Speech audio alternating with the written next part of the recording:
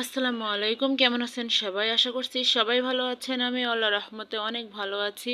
আজকে আরেকটি নতুন ভিডিও নিয়ে চলে এসেছি। আজকে দেখেই বুঝতে পারতেছেন এটা হচ্ছে ঢেঁড়স ভর্তা।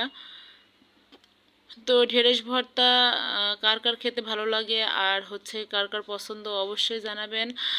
ঢেঁড়স ভর্তাটি আমি কিভাবে করছি চলেন দেখতে থাকেন। আর শুরুতেই বলে রাখি আপনারা অবশ্যই পুরো ভিডিওটি দেখে নেবেন। আপুরা ভাইয়ারা স্কিপ করবেন না প্লিজ, এটা আপনাদের কাছে আমার রিকোয়েস্ট। আর যদি আপনাদের কাছে সামান্যতম ভালো লেগে থাকে আমার এই পুরো ভিডিওটি, তাহলে অবশ্যই একটা সাবস্ক্রাইব করে আমার পাশে থেকে যাবেন।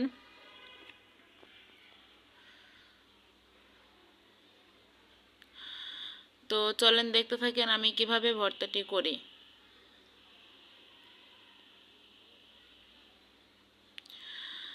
তো আমি প্রথমে এই যে ঢেঁড়সগুলো এভাবে কেটে নিয়েছি, আমি সুন্দর করে এগুলো ভর্তা করব। আর হচ্ছে এগুলা আমি সিদ্ধ করে নেব আগে, নিয়ে তারপরে ভর্তা করব।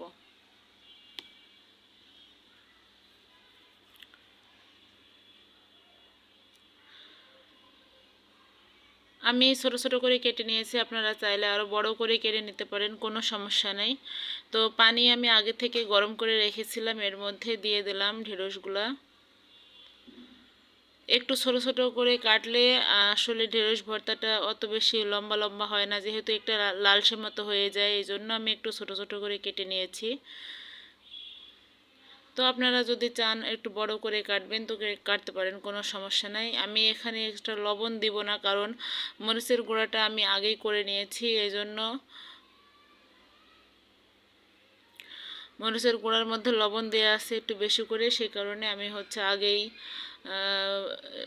লবণ বেশি দেওয়া হয়ে গেছে মরিচের গুঁড়া, এই কারণে আমি ঢেঁড়সের মধ্যে কোনো লবণ দেই নাই। তো এই যে দেখেন পানি শুকিয়ে গেছে, এরপর আমি ভর্তা করে নেব। এখানে কতগুলো পেঁয়াজ নিয়ে নিয়েছি।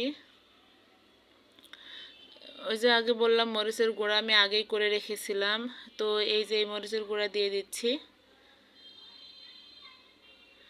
মরিচের গুঁড়া আর হচ্ছে পেঁয়াজ খুব সুন্দরভাবে হাতের সাহায্যে কসলায় সুন্দর করে মেখে নিতে হবে।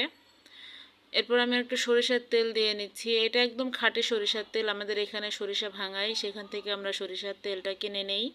আমি সব কিছু সরিষার তেলেই রান্না করি, আমার কাছে মনে হয় সরিষার তেলটি স্বাস্থ্যসম্মত।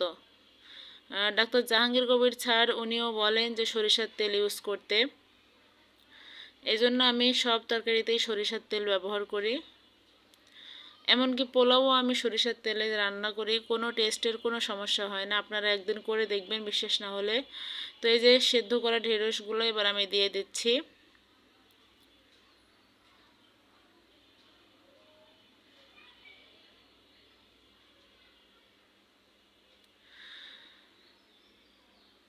তো এবার হাতের সাহায্যে খুব সুন্দর করে ভর্তাটি করে নিতে হবে। অনেক মজা এই ভর্তা খেতে। আমি কাঁচামরিচ ব্যবহার করিনি, আপনারা চাইলে কাঁচামরিচ দিতে পারেন, তবে আমার কাছে এইভাবে খেতেই অনেক ভালো লাগে। এটা আমার ছোট ছেলে খায় না, আমার দুই ছেলে, বড় ছেলে খায়। বড় ছেলে অনেক পছন্দ করে এই ঢেঁড়স ভর্তা।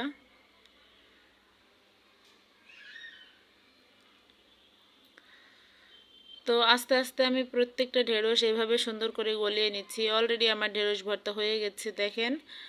এই যে দেখেন মাশাআল্লাহ কত সুন্দর লাগছে, গরম ভাতের সাথে একদম জমে যাবে। কখন যে প্লেটের ভাত শেষ হয়ে যাবে আপনি টেরই পাবেন না। তো এতক্ষণ কষ্ট করে পুরো ভিডিও দেখার জন্য আপনাদেরকে অসংখ্য ধন্যবাদ। সবাই আমার জন্য দোয়া করবেন, লাইক কমেন্ট শেয়ার করে পাশে থাকবেন। আর বেল বাটনটি অবশ্যই অন করে রাখবেন, যেন সমস্ত নতুন নতুন ভিডিও আপনার সাথে ছাড়ার সাথে সাথে আপনার ফোনে চলে যায়। তো সবাই ভালো থাকবেন, ধন্যবাদ সবাইকে। আসসালামু আলাইকুম।